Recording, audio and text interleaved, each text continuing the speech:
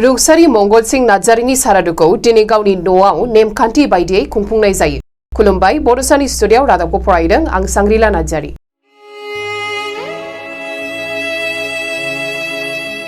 बड'लेण्ड सोमावसारनायनि गिबिसिन मुंख्लं सुजित नार्जारिनि आंगोनि बिफा मंगल सिंह नार्जारि बिथांनि सारादुखौ दिनै क'क्राझार सोहोरनि खोला फारसे साखाथियाव थानाय बाथिपारा गामियाव गावनि नखराव धोरोमनि नेमखान्थि बायदियै खुंफुंनाय जायो। गामिनि रायजो राजाफोरजों लोगोसे ओनसोलनि मेलेमजिबि सानसुमैफोरा दिनै रुंसारि मंगल सिंह नार्जारिनि सारादुनि समाव बिथांखौ गोसोखांनानै बिबारजों मान बावहैदों। रुंसारि नार्जारिनि सारादुआव नुजाथि हैनानै मोनसे समाव बड'फा उपेन्द्रनाथ ब्रह्म आरो मुंख्लं सुजित नार्जारि मोनजों एबसुनि बिबान रुजुननानै जयै खामानि मावबोनाय दावराव देख्रेब नार्जारियाबो रुंसारि मंगल सिंह नार्जारिनो मान बावनानै बड'लेण्ड सोमावसारनायाव मुंख्लं सुजित नार्जारि आरो बिथांनि बिफाजों लोगोसे नखरनि बिहोमाखौ खौरां बिजोंनि गेजेरजों फोरमायथिदों।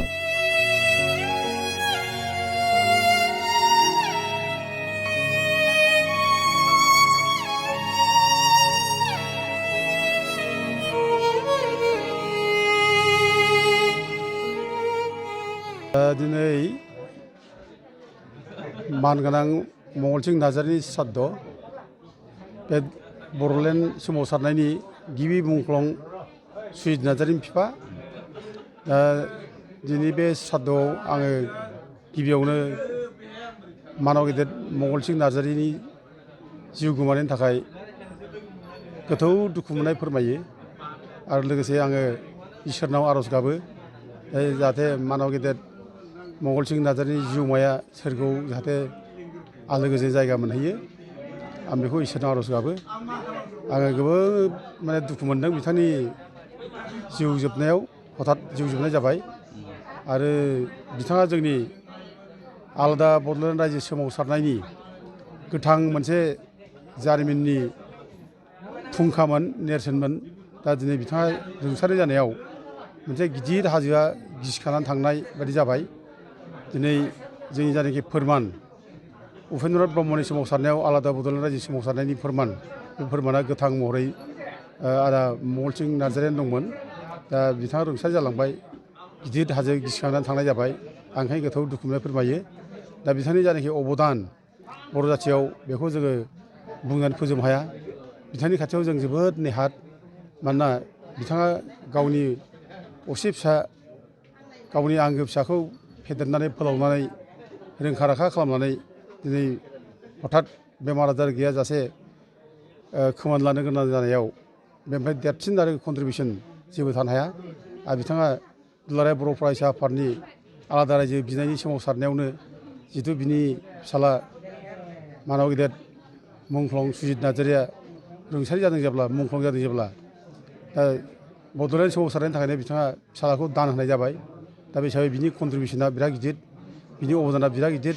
आरो सोरबा बिमा बिफानि खाथियाव जे गावनिफ्राय फिसा आनज्रायलांजायोब्ला बे फिसा आनज्रायलांजानाय बिमा बिफानि गोरबोआव बेसेबां थाहैयो, बेसेबां बेहा खस्थ' मोनो, बेखौ जाय बिमा बिफा बेसो बुजियो।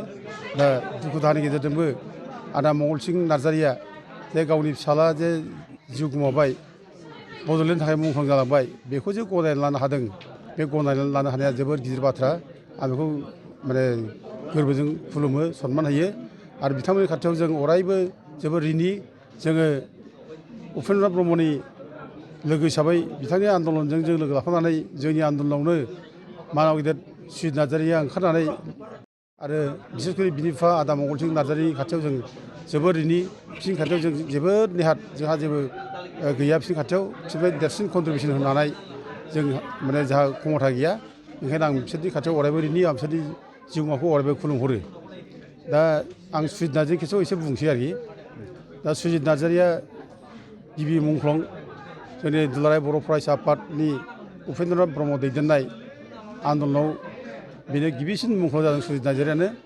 दा बेनो जोंनि थुलुंगा, बर' हारिनि आलादा रायजो बिनायनि जायनाखि सोमावसारनाय, बिनि थुलुंगाया सुजित नार्जारियानो।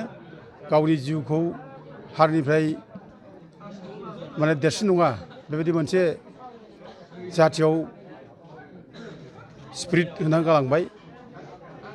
जिउआ हारिनिफ्राय खुनुदिन देरसिन जानो हाया, हारिया देरसिन बेबायदि स्पिरिटखौ सुजित नार्जारिया होना गालांदों आरो बे स्पिरिटखौ मोननानैनो दुलाराय बर' हारिफ्रा बर' सेंग्रा सिख्ला बर' फरायसाया जांख्रिखांदों गोख्रोंनिफ्राय गोख्रों जादों आरो बेनि सोमावसारनायजोंनो बिनि मुंख्लं जानाय समनिफ्रायनो जोंनि उपेन्द्र नाथ ब्रह्मनि जाय सोमावसारनायनि हाबाफारि बे गोख्रोंनिफ्राय गोख्रोंसिन जादों।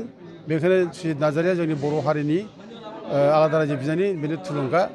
दा सुजित नार्जारिया जेब्ला प्रथम जोंनि गुवाहाटियाव जर्ज फिल्ड जादोंमोन उपेन्द्र नाथ ब्रह्मनि सोमावसारनायाव 12 जुन जर्ज फिल्डआव जेब्ला सोमावसारनाय जायो बे नैथि खेबनि सोमावसारनायमोन। बे नैथि खेबनि सोमावसारनाय गुवाहाटि जर्ज फिल्डआव जादोंमोन। बेबो सुजित नार्जारिया थांदोंमोन।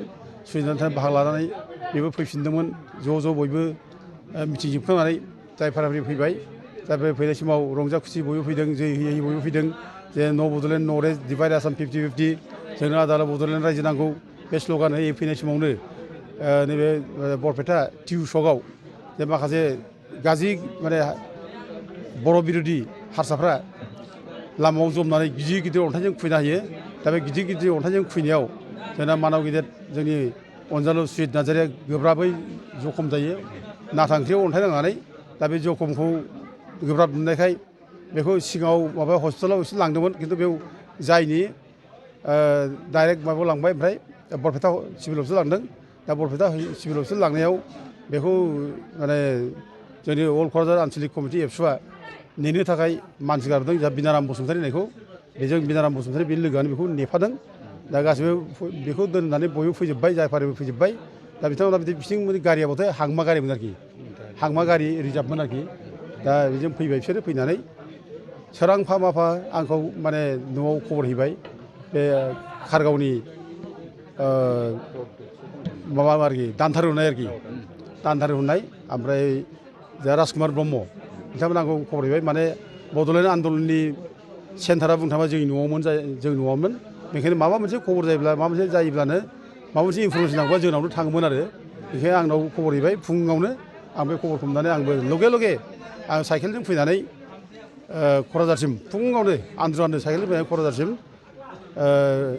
आदा रामेश्वर ब्रह्म मानाव गेदेर रुंसारि जालांनाय आदा बिनेश्वर ब्रह्मनि फंबाय दा बिनि स्कुटारखौ आं लानानै डाइरेक्ट बे न'आव आं फैदों फुङावनो फैदों। बे न'आव फैनानै आदा मंगलसिं नार्जारि ओमफ्राय बाजैखौ आङो खोन्थाफैनानै ओमफ्राय बिथांखौ लानानै धुबुरी गारियाव थिखांनाय जाबाय बरपेटा थांनो थाखाय।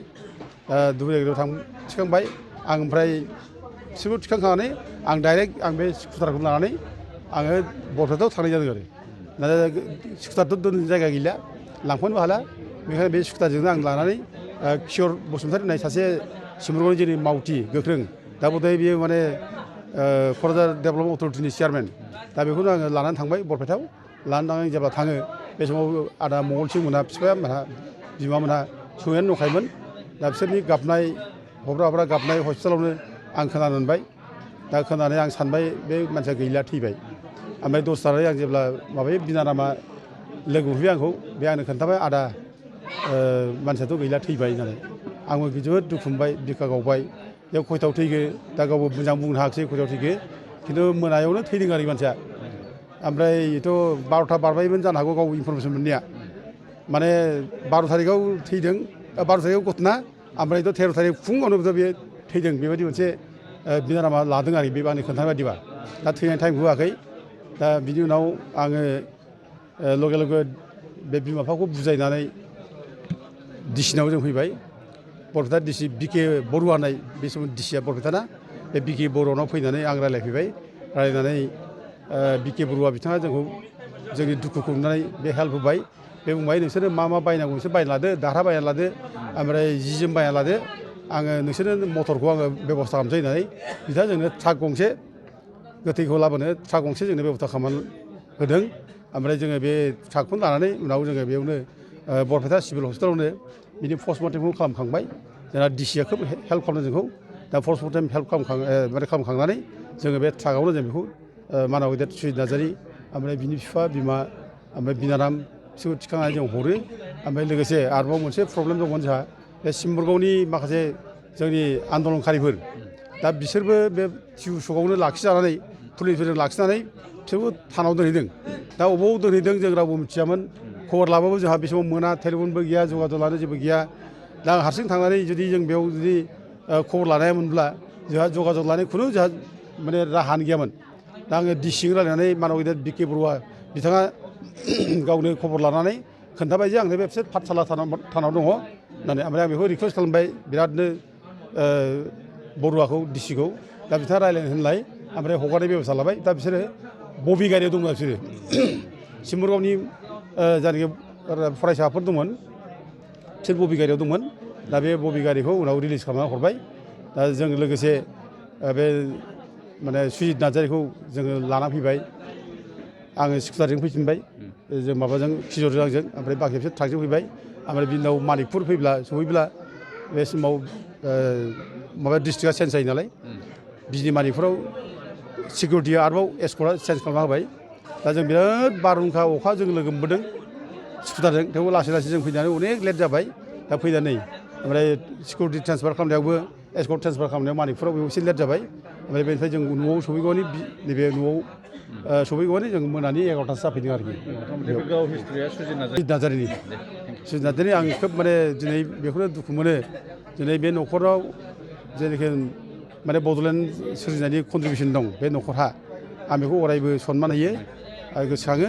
आरो दिनैनि बे मानब गेदेर आदा मंगलसिं नार्जारिनि जायनाखि जिउ सोलेर बे जाहाथे सोरगोआव आलो गोजोन थाहैयो आं बेखौनो आसा खालामो आर'ज गाबो। आरो बे न'खरा जाहाथे मोजाङै सुख गोजोन थायो आं बेखौनो